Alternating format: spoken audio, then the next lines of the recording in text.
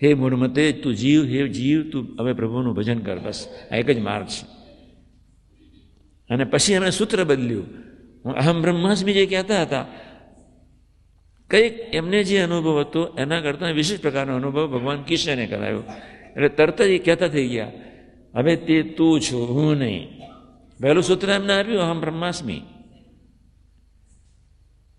હવે તું છું, જુદા પડી ગયા, હું નહીં. પાછું સંસ્કૃતમાં આપ્યું, એ શબ્દો મને ખબર નથી. આ વાક્યો બહાર નહીં આવ્યા. બસ આઈન્સ્ટાઈનનો છેલ્લા વાક્યો બહાર ન આવ્યા, એને પાગલ કરી પાડ્યા. તો કેવું સરસ જીવન જીવે આ લોકો. મારે તમને બધાને આ કહેવું છે, તમે ભજને કરો છો, તમે સેવાય કરો છો, તમે દોડો છો, ખૂબ કેવા દોડ્યા સરસ. આત્મીયતા એટલી બધી, આત્મીયતા માટેનો ઉમંગ વધ્યો, આત્મીયતા માટેની સુરુચિ જાગૃત થઈ, જેને લઈને હું નહોતો છતાંય સમયો સરસ થયો. હું દિલથી માનું છું. હું તો 15મી આવ્યો, 26મી આવ્યો, જય સ્વામિનારાયણ.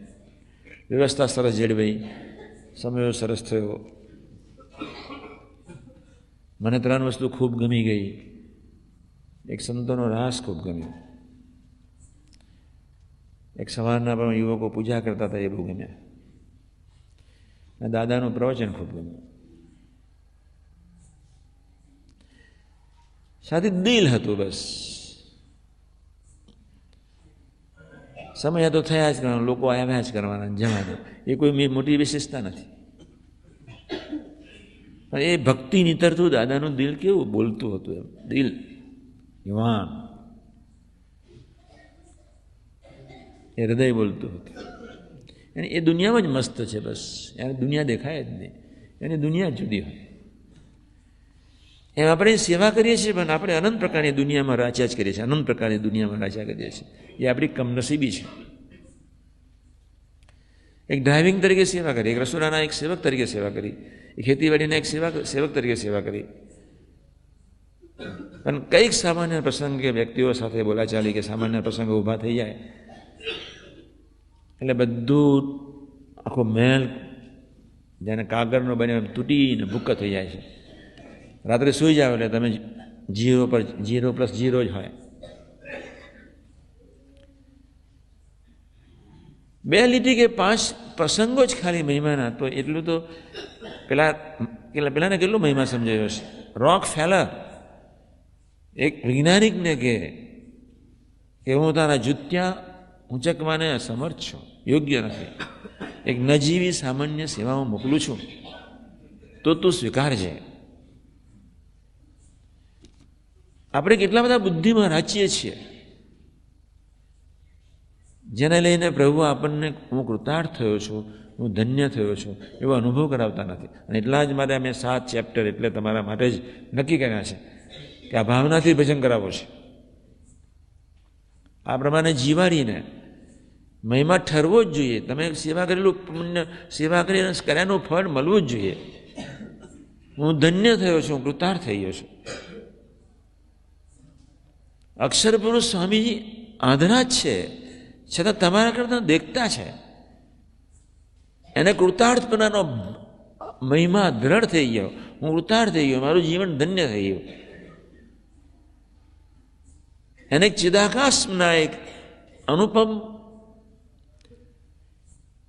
એક સૂક્ષ્મ શરીર અને ચિદાકાશના શરીરનું એક દર્શન છે. સૂક્ષ્મ શરીર ચિદાકાશને કે અભરાવે છે એનું દર્શન છે. એ દેખતો માણસ, આપણે એને આંધળા માનીએ છીએ. આપણને એટલું તો ભાન થવું જોઈએ જ. મેં 1000 વખત કહ્યું કે આપણી ઉપાસના કેવી, કોને ખબર. ઉપાસના મનોન મારી ઘરવાળી, અથવા હું મારું મન, મારું મન મારી માન્યતા, મારી સમજણ, જે મારું જે છે અહીંયા એ મારું વાલું. બસ ઇન્દ્રિયો અંતકરણ મારા છોકરા, એ મારા વાલા. ગુનાદાન સાહેબના કહ્યું આપણે ગ્રહસ્થ અને ઇન્દ્રિયો અંતકરણ છોકરા. આપણે બધા ત્યાગીઓ છીએ. આપણને ઇન્દ્રિયો અંતકરણ છોકરા, ગ્રહસ્થ અને છોકરા જુદા, આપણા છોકરા જુદા. બસ એના આકારે જ રહેવાનું આપણે. ભજન કરવા છતાંય બળ નથી મળતું. કરેલું પુણ્ય ખતમ ન થઈ જાય, કરેલી સેવા ખતમ ન થઈ જાય, એટલા માટે આ પ્રવચન કરું છું. તમને કંટાળો આવે છે, તમને બેચેની લાગે છે, બધી કાલે બધી વાતો કરીશ, પણ રોકફેલરને એવો અનુભવ થતો હોય કે મારું જીવન ધન્ય થઈ ગયું એક વૈજ્ઞાનિકની સેવા કરવામાં, આપણે અક્ષર પુરુષોત્તમ મહારાજ શાસ્ત્રીમાં અને યોગી મહારાજની સેવા કરવામાં. બા ભલે સ્વધામ ગયા, પણ 24 કલાક જ્યારથી 1956માં હું પહેલી વખત ગયો ત્યાં, પછી 65માં છેલ્લા આશીર્વાદ લઈને સાધુ થવા નીકળ્યો હતો. પણ એના મુખારવિંદમાં ક્યારેય ગ્લાનિ શોક જોયો નથી. હસતા જ, પ્રેમ આપતા જ, બસ બે જ વાત, મહિમાની વાતો કર્યા જ કરે 24 કલાક. મારા અડ્યા કહીને મહિમાની વાત કર્યા, એક ધારે મહિમામાં જ બસ. મેં સવારે વાત કરી હતી, કાકાજી ખૂબ મહિમા સિંચ્યો. પપ્પાજી સેવાનું મહાત્મા સમજાવ્યું, જોગીના ક્યાંથી, જોગીના બાળકો અહીં ક્યાંથી, અને બાએ પ્રેમ જ વરસાવ્યો. આ ત્રિવેણી પ્રભા તારદીમાં ભયો, જ્યાંથી આત્મીયતાની ગંગોગત શરૂ થઈ ગઈ.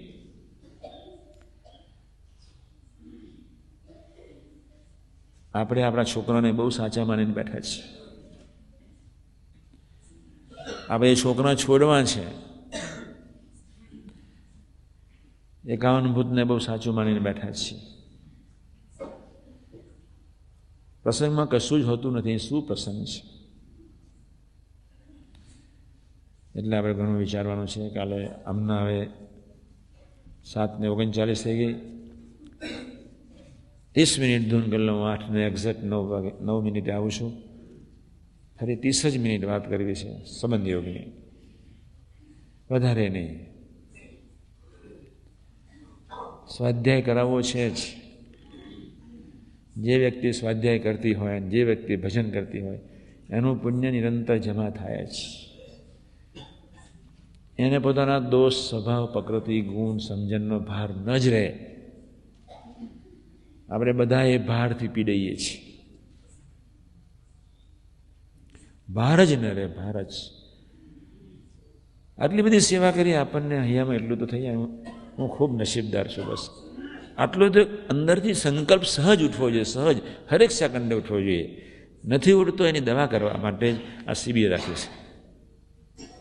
હું ખૂબ નસીબદાર છું. બસ ભલે કરોડો ટન દોષ રહ્યા, તમારા બાપનું શું જાય, પણ આપણે અનુભવ કરવો છે, હું કૃતાર્થ થયો, બસ હું ધન્ય જ. એટલે ધીમે ધીમે થોડી ગોષ્ઠી કરતા રહીશું. આપણે બધાએ ખૂબ સજાગ રહેવાનું છે. પૈસાવાળાને કેફ હોય છે, ખુરશીવાળાને કેફ હોય છે, આપણને આપણી સેવા અને નિષ્ઠાનો કેફ ન હોય, કમનસીબી કહેવાય. આપણે સેવા કોઈ વૃત્તિ સ્વરૂપે કરીએ છીએ, એટલે સેવાનો કેફ નથી આપણને. મારો શબ્દ યાદ રાખજો. આપણે કથા વાર્તા કોઈ વૃત્તિ સ્વરૂપે કરીએ છીએ, આપણે સેવા કોઈ વૃત્તિ સ્વરૂપે કરીએ છીએ.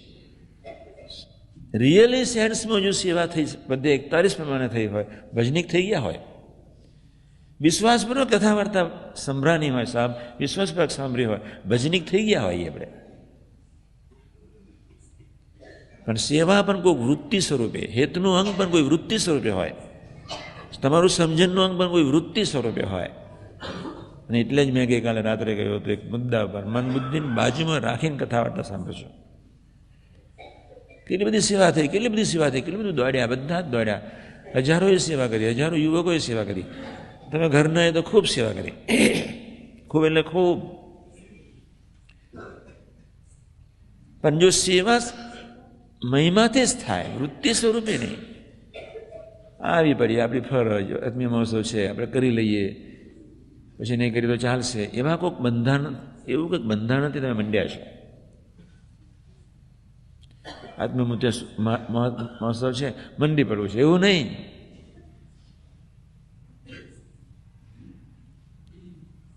મહારાજની સેવા કરી રહ્યો છો. આત્મીય મહોત્સવનું બહાનું નથી કાઢવાનું. આત્મીય મંડી પડીએ, પછી પાછું મન શોધશે આ સેવા ક્યાંથી, પ્રશ્ન એ પ્રમાણે આત્મીય મહોત્સવની સેવા કરવાની છે. અને એ પ્રમાણે સેવા નથી થઈ. જેને થઈ છે એને મહેસૂસ થાય જ, જેનાથી નહીં થઈ હોય એ અદ્ભુત છે ને હવે એમાંથી નીકળી જવું છે. ગુરુ હરિ અને ગુણાતીત પુરુષો અંગે ખૂબ ખૂબ બળ આપે. એ જ પ્રાર્થના સહેજાનંદ સ્વામી મહારાજને.